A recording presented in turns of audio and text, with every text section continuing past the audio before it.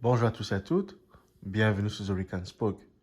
Les amis, j'ai l'immense plaisir de vous retrouver en ce jour en vue de faire le débriefing de la rencontre ayant opposé le Borussia Dortmund au Paris Saint-Germain. Un match contemple la sixième journée de Champions League, un match de toutes les sensations, un match de toutes les peurs, un match au cours duquel le Paris Saint-Germain pouvait être relégué en Europa League aujourd'hui en cas de mauvais résultat, c'est-à-dire que si le PSG concédait une défaite, faisait un match nul, et dans le même temps, Newcastle s'imposait à Milan et que Newcastle faisait peut-être un match nul aussi et que Newcastle ne parvenait pas à battre le Milan C et que le Milan C l'emportait, cela permettrait au Paris Saint-Germain de pouvoir se qualifier s'il faisait un nul contre Dortmund ou s'il l'emportait face à Dortmund. Et c'est le scénario qui a été le plus privilégié aujourd'hui dans cette rencontre. Mais les amis, permettez-moi d'abord de féliciter cette équipe de Newcastle parce qu'elle a fait un très très beau parcours, les gars. Même si elle va s'arrêter là aujourd'hui, on en reviendra sûrement dessus sur une prochaine vidéo. Mais aujourd'hui, on a vu une équipe du Paris Saint-Germain, les amis, qui a été, comme à son habitude, hein, comme elle nous a habitués ces derniers temps en Champions League sur la scène internationale. Le Paris Saint-Germain aujourd'hui, quand elle joue en Champions League aujourd'hui, elle se crée beaucoup d'occasions, mais la finition n'est pas au rendez-vous, les gars.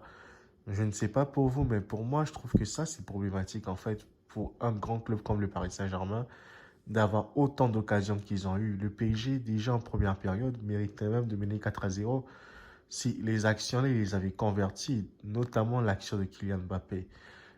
Kylian, c'est un grand buteur, c'est un grand attaquant. C'est pas moi qui vais lui apprendre à marquer ou à scorer en fait à chaque match. Mais l'action qu'il fait là et le retour de Zule, je pense que le gars, il avait quand même l'occasion de battre le gardien sur son premier contrôle. Mais ça a été bien, il a essayé de faire ce qu'il avait pu faire, notamment en emmenant le ballon avec lui, en effaçant le gardien, après en plaçant cette frappe et tout. Mais bon, Zulu, il a pris tout son temps, le gars, il a pris tout son temps de son mètre 95, 96. Allez, il sort la balle, en fait. C'est exceptionnel comme un sauvetage de Nicolas Zulu. Franchement, le Paris Saint-Germain, c'est vraiment fait peur aujourd'hui.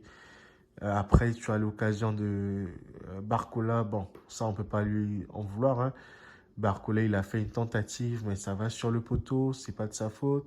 Après, tu as le grand loupé de Randall Colomwani. Ah là là là là là, les gars.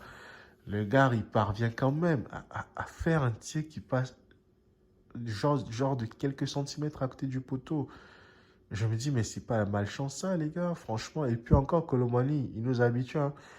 Il a, avec son tir là qu'il va faire sur le gardien, que le gardien met le pied comme Dibou Martinez l'avait fait en finale de Coupe du Monde. Et il répète la même chose encore aujourd'hui.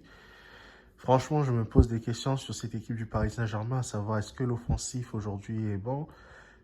C'est là où je vois l'importance des joueurs comme Neymar, comme Messi, comme Cavani dans le temps. Même si Cavani et Colomani, je peux dire qu'ils sont un peu pareils parce que Cavani aussi, souvenez-vous, hein, à ses débuts au Paris Saint-Germain, il était comme Colomani, il n'arrivait pas à marquer. C'était Ibrahimovic qui faisait la différence à tous les matchs. Cavani, c'était un loser. Chaque fois qu'il frappait, chaque fois qu'il faisait une action de but, il ne marquait pas en fait. Ses débuts au PSG, il marquait juste quelques petits buts et tout, mais pas autant que ça. Par contre, Colomani, là, franchement, je n'aimerais pas déjà lui mettre l'étiquette de flop parce que ce n'est que très tôt là. Cavani, on lui a accordé assez de temps pour qu'il puisse pouvoir briller, se révéler. Mais Colomani, je pense qu'il faut aussi lui laisser du temps. Peut-être qu'il va s'acclimater au Paris Saint-Germain. Peut-être que son adaptation n'est pas encore totalement réussie, mais qu'en est-il de Kylian Mbappé, les amis? Kylian, franchement, un grand buteur comme Kylian Mbappé doit se permettre de marquer des buts. Il ne peut pas se permettre de nous mettre des actions comme il a fait aujourd'hui. Et moi, franchement, hein, dès que Dortmund avait marqué son premier but, les gars, je me suis dit, ah là là, c'est fini. Je me t'ai dit, là, c'est fini. Le PSG est éliminé. Mais c'était sans compter sur Warren Zahir Emery. Oh là là, ce joueur, qu'est-ce qu'il est fantastique, les gars. Je pense que Galtier, franchement, s'il y a un très bon truc que Galtier a fait au cours de sa vie, hein, c'est d'avoir révélé Warren Zahir Emery, nous l'avoir présenté parce que ce joueur, il a du talent, ce joueur a du potentiel. Ce joueur est capable, à 17 ans, il marque en Champions League, les gars. Il ne tremble même pas, il met un tir qu'il fallait là. Là où Achraf Hakimi avait comme une balle comme ça de marquer, mais Hakimi, il a comme hésité. Il a comme tremblé au lieu de armer sa frappe et de marquer. Mais non, Achraf Hakimi a préféré rejouer avec ses partenaires. Après, ils ont perdu cette action qu'ils avaient. Donc, Zahir Emery, franchement, c'est un top player. C'est vraiment un crack. Je pense que dans quelques années, il va être très, très, très fort de ce joueur. Franchement, je vois un très bel avenir pour Zahir Emery. Dommage pour lui qu'il ne soit pas attaquant. S'il était attaquant, je pense qu'il aurait effacé Kylian Mbappé depuis longtemps. Parce que ce joueur, il est décisif, ce joueur ne tremble pas, ce joueur n'est pas là à râler sur le terrain. Il fait son match, franchement, c'est un gars qui a pris en maturité, en expérience. Pour être honnête avec vous, je ne m'attendais pas à ce niveau de sa part, en fait.